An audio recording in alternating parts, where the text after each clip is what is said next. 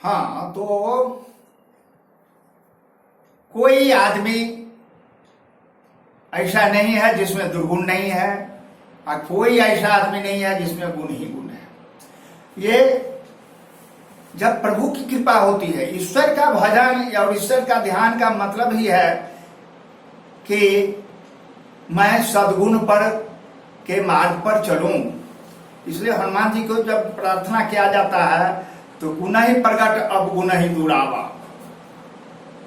हे हनुमान जी, हमारे गुण को प्रकट करो और अब गुण को दूर कर दो।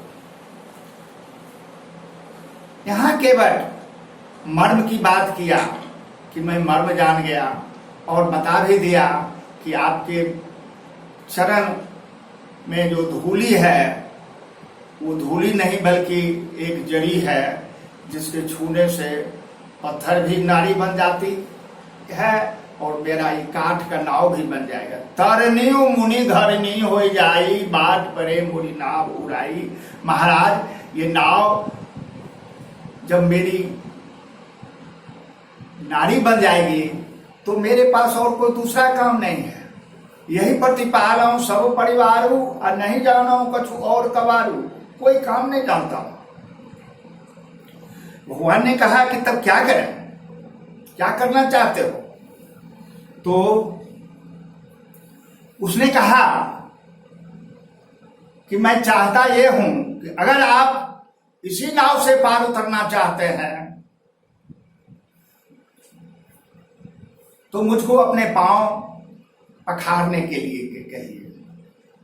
जो प्रभु पार अवसिदा चहूं तो मोहि पद पदूम पखारन कहूं।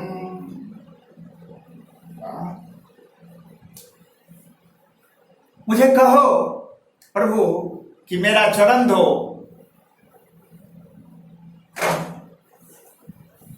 मुझे आदेश दो। तब क्या करोगे? चरण धो करके क्या करोगे? तो पद कमल धोई चढ़ाई, नावन नाथ उतराई चहूं। हे सरकार, मैं आपसे कोई खेवा नहीं लूंगा, उतराई नहीं लूंगा। मुझे यही करना है कि आपका चरण धो करके नाव पर चढ़ाऊंगा मैं।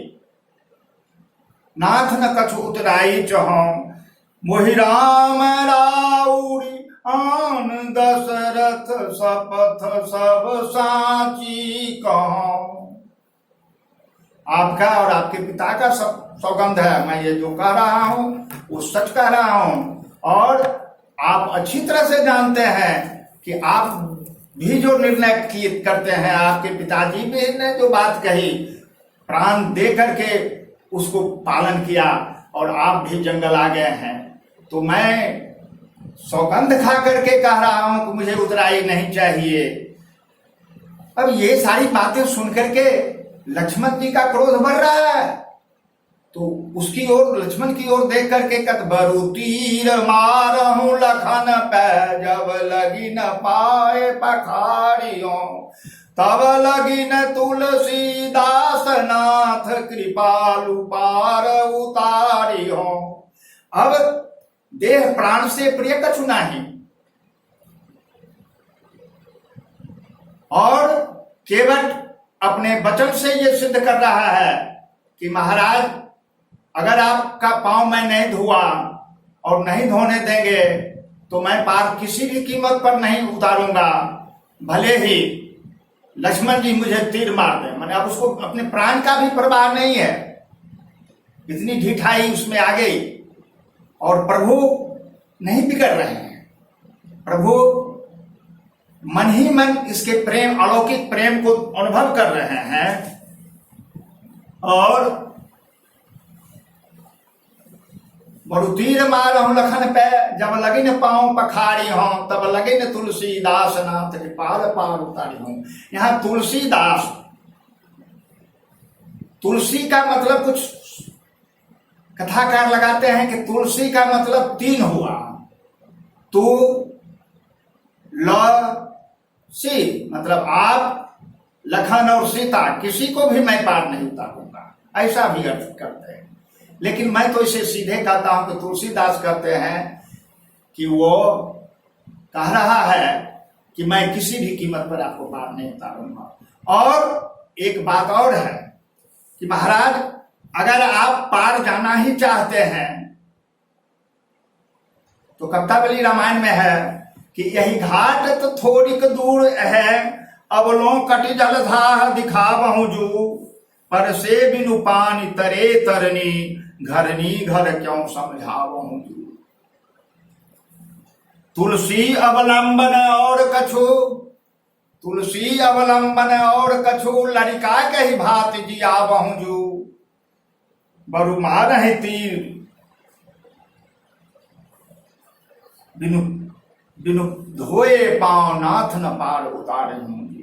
भले मारती नहीं उतारूंगा पार, एकदम दृढ़ था। अब लक्ष्मण जी के का क्रोध बढ़ रहा था, लेकिन लक्ष्मण जी के क्रोध को शांत करने के लिए प्रभु श्री राम उनकी ओर भ्यास दिए। अगर कोई गंभीर बात हो रही हो और जिसको कहा जा रहा है, लग रहा है कि उस पर उसका अपमान हो रहा है, तो उसके साथ वाले आदमी को क्रोध होता है। तो उस लक्ष्मण जी को क्रोध को कम करने के लिए लक्ष्मण जी की ओर देख करके प्रभु मुस्कुरा दिए। सुनी के बट के बैन प्रेम लपेटे अटपटे, बिहू से करुणाएं चितय जान की लखन तना। अटपटी बात बोल रहा है, केवल उल्टी पुल्टी बात बोल रहा है। एक राजकुमार, एक संभ्रांत आदमी, भले ही बनवासी के रूप में है, उसके साथ इस ढंग का एक केवट का कहना लक्ष्मण जी को उचित नहीं लग रहा था। तो गोस्वामी जी ने लिखा कि सुनी केवट के बैन प्रेम लपेटे। वो बैन कैसी थी, उसकी वाणी कैसी थी? प्रेम से लपेटा हुआ था। और उसमें अनुराग झलक रहा था, प्रेम प्यार। तो मिला ही न रघुपति बिनु अनुरागा, केवट का अनुराग ही प्रभु श्री राम को वहां खींच करके लाया था। प्रेम लपेटे अटपटे, वाणी सुन करके प्रभु श्री राम बेहस दिए। और जब बेहस दिए, किसको देख करके? चितई जानकी लखन तना, लखन जी और जानकी जी को देख करके। लखन सीता जी को देखने का एक और भी बात है। संत लोग कहते हैं कि जब श्री राम धनुष तोड़ दिए, भंग हुआ और जयमाल पहराने की बात आई, तो सखियों ने कहा सीता जी से कि सखही कहें। सीता को सखी जी कहती हैं कि पद गहु सीता। रामचंद्र जी का पद को पहले प्रणाम करो, चरण को प्रणाम करो। लेकिन वो भयभीत होकर के, सीता जी को ये याद आ जाती है बात, इसलिए वो नहीं छू रही हैं चरण को। और सीता जी को उल्टी बात आ जाती है याद। वो जानते थे कि गौतम ऋषि की पत्नी अहल्या जो पत्थर थी, बनी हुई थी, समाज से ठुकराई हुई थी, वो तो नारी बन गई। और कहीं मैं नारी न पत्थर बन जाऊं।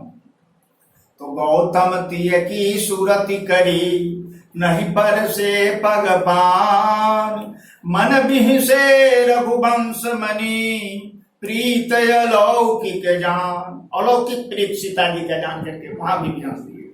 और यहां भी मानो कह रहे हैं कि जानकी जी आप भी तो चरण नहीं छू रही थे, और यहां देखिए ये चरण धोने के लिए तत्पर है, बिना धोए तो पार जाना ही नहीं है। बताओ क्या करें।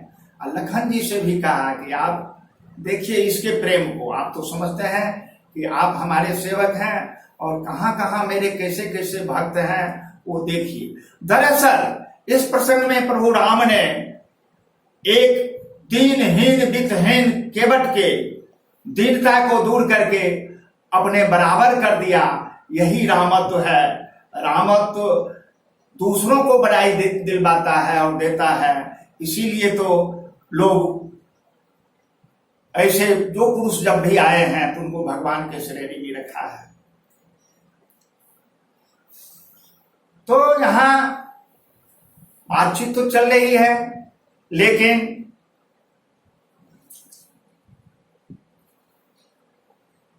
अब फिर मुस्कुराए।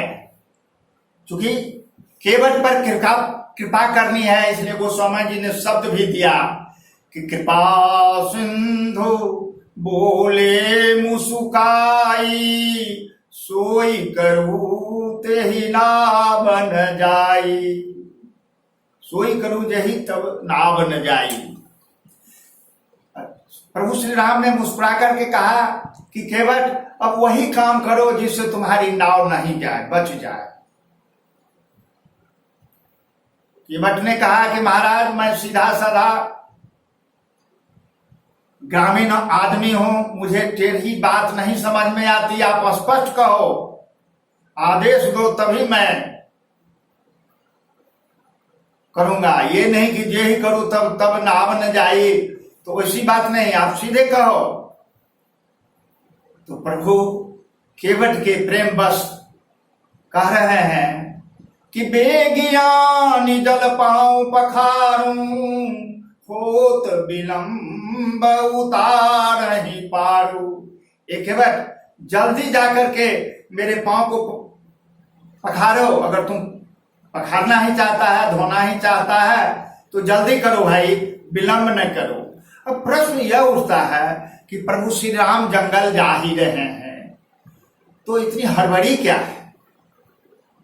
कोई ऐसी तो बात नहीं है कि कोर्ट कचहरी छूट रही है, कोई ऐसी तो बात नहीं है कि उनको कहीं क्लास लेना है, क्लास छूट रहा है। अब जंगल ही जाना है तो पहले जाए या कुछ बाद में जाए, अभी तो 14 बरस बिताना है।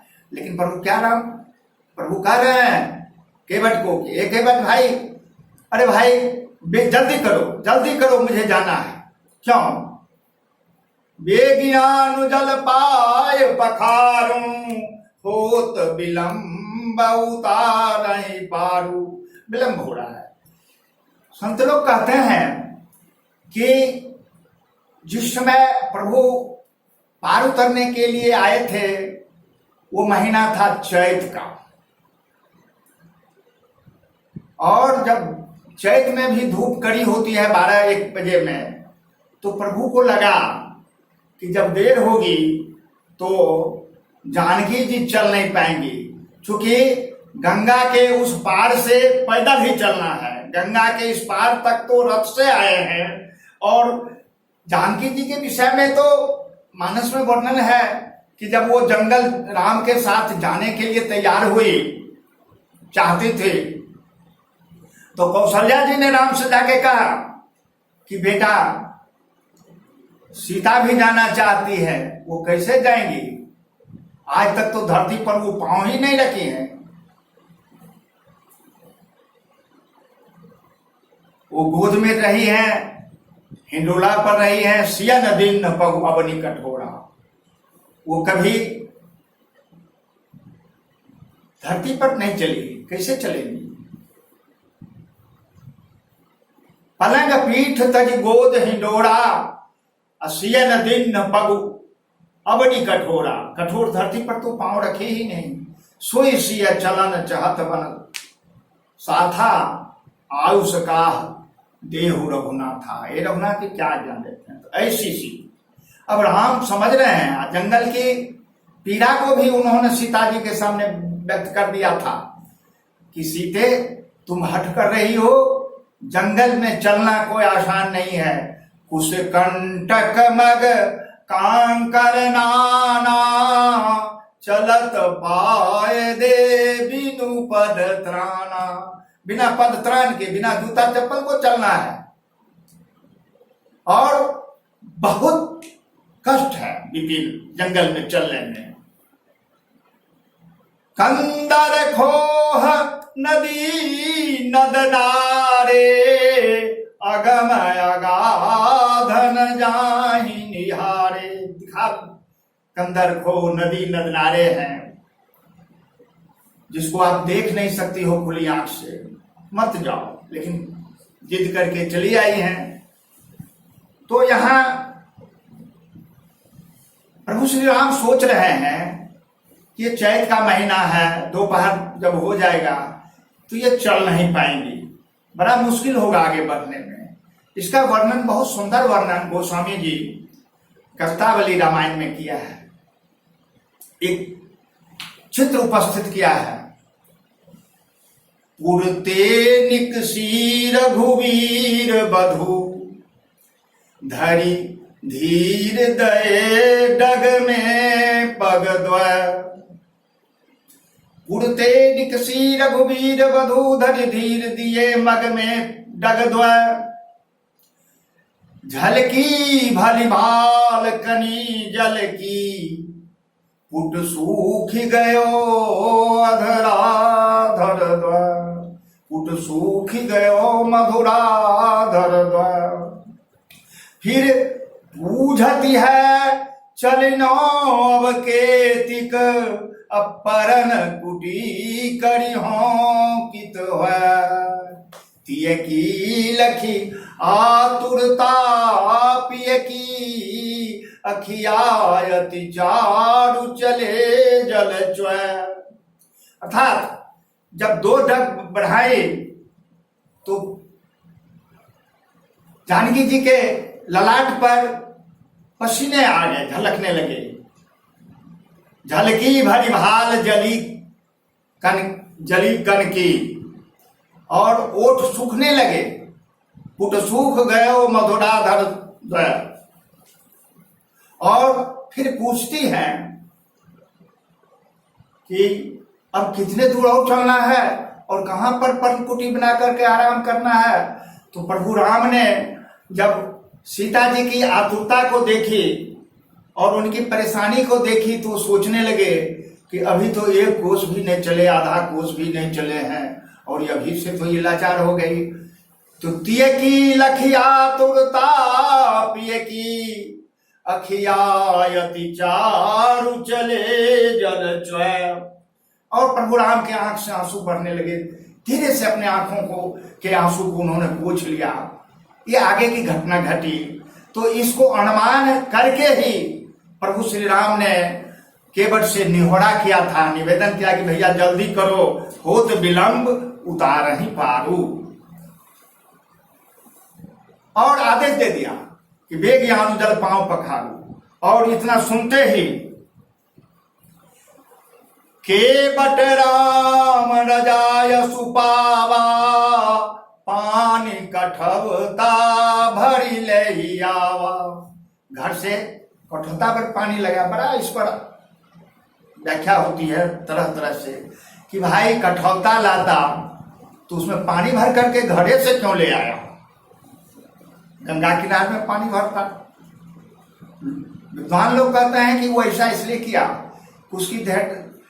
उसकी यह धारणा बन गई कि ये गंगा जो ब्रह्मा के कमंडल से निकली है, मेरे दुख और दरिद्रता को नहीं नाश कर पाई।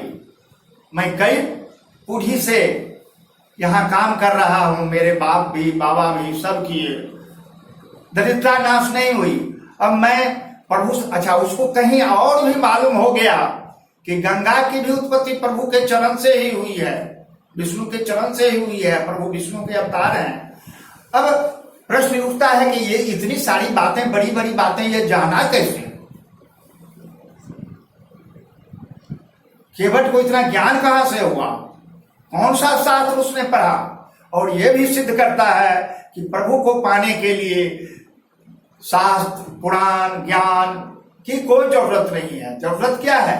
तो सिर्फ हृदय में प्रेम और भक्ति, अनुराग। मिला ही न रघुपति बिनु अनुरागा। और ये जाना कैसे? तो इसका भी संदर्भ है कि रात में जब श्रृंगवेरपुर में प्रभु विश्राम कर रहे थे कुटी में, एक कुटी बनाई गई। क्योंकि पहले तो निषाद राज ने इन्हें कहा कि चलिए मेरे राज्य में, मेरे नगर में चलिए। इन्होंने कहा कि मैं तो पिता के आज्ञा से 14 वर्ष किसी गांव और नगर में नहीं जाऊंगा। तो वहीं पर कुटी बनाई गई और कुटी बनाने के बाद प्रभु श्री राम विश्राम करने लगे और लक्ष्मण जी तीर धनुष लेकर के रक्षा के लिए वीरासन में बैठ गए और उन्हीं के साथ निषाद राज भी जगा रहा। और जगा रहा, और व्यक्ति जब जगा रहता है तो कुछ तो बातचीत होनी चाहिए। तो थोड़ी देर में लक्ष्मण जी ने क्या देखा कि निषाद राज रो रहे हैं। लक्ष्मण जी देखे कि भाई निषाद राज रो क्यों रहे हैं।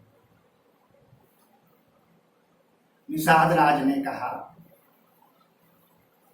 कि पिता जनक जब विदित प्रभाव, ससुर सुरेश सखा रघुराम, रामचंद्र पति शोभय देहि, भूमि सुबत विधि बामन के।